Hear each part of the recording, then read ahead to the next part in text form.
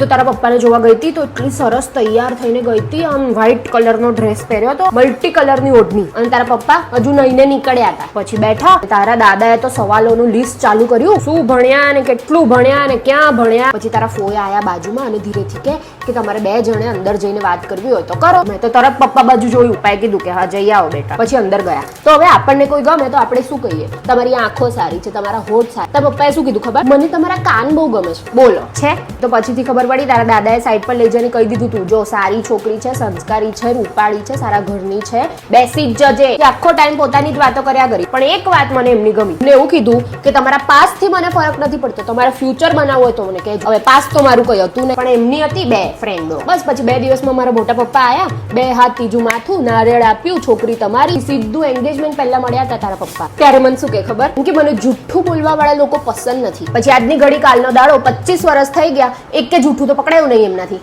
હોશિયારી.